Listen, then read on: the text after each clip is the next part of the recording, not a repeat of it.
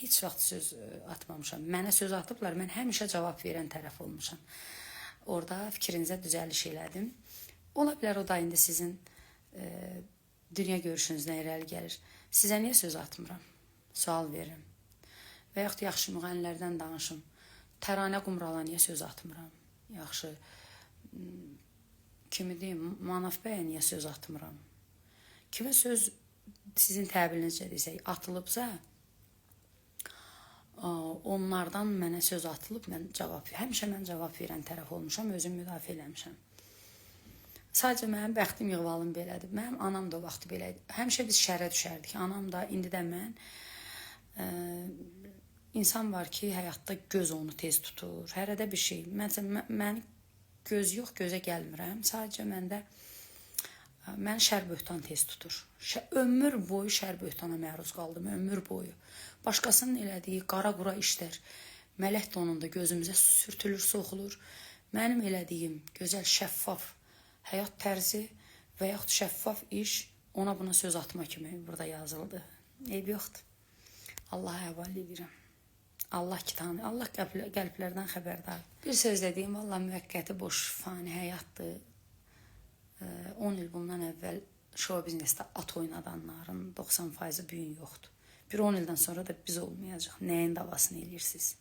Tutaq ki, birinin iki evi o birisindən çoxdur, nə olsun ki? Hamınızın hər şeyiniz Allah'a şükür var. Özdə belə pis çıxmasın. Gözəl də bir dövrana gəlib düşmüsünüz.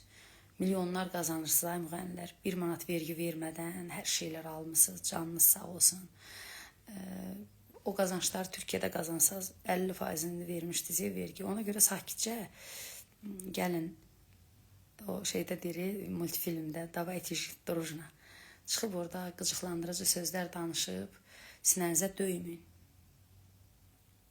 Özünüz üçün toy oxuyub, pul qazanıb, şərait qurmusunuz. Bir sağ ol deyin, bax bu xalqa, bu cəmaata, onların sayəsində. Ona görə xalqa stres verib efirdən stres vermək də düz deyil. Kim nə oxudu, kim nə oxudu. Məsələn, mən mahnı oxumuşam, niyə filan şey, yaxşı eləyirəm. Mən sənə deyirəm, sən qaşığın niyə sağ əlində tutursan. Nəsimdən oxumuşam, yaxşı eləmişəm. Hələ də oxuyuram. Qüvvədən, reytingdən düşməyən, gündəmdən düşməyən mahnılar var ki, onlardan biri də Pəncişeşdir.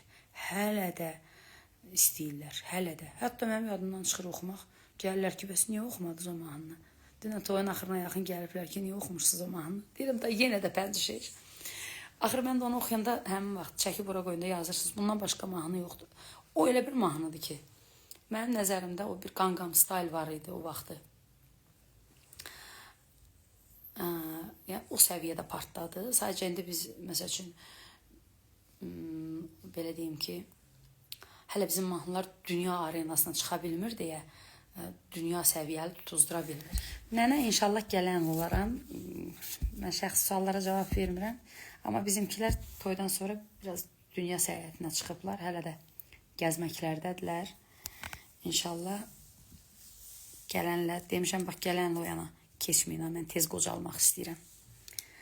Yəqin məni qocaltmaq istəmirlər. Biraz Avropalı düşüncəli uşaqlardır. Mən də qarışmıram. İndi qaça-qaç deyil ki. O vaxt kəndlərdə qaldı. Bu gün evlənəyim, sabah deyir, nə oldu, uşaq var. Qoy, hələ biraz keçsin də, sonra nənə olaram. Amma çox gecikdirmək də düz deyil. Bəli, atalar nə deyir? Deyir, tez evlənənlə tez yuxudan oyanan uduzmaz.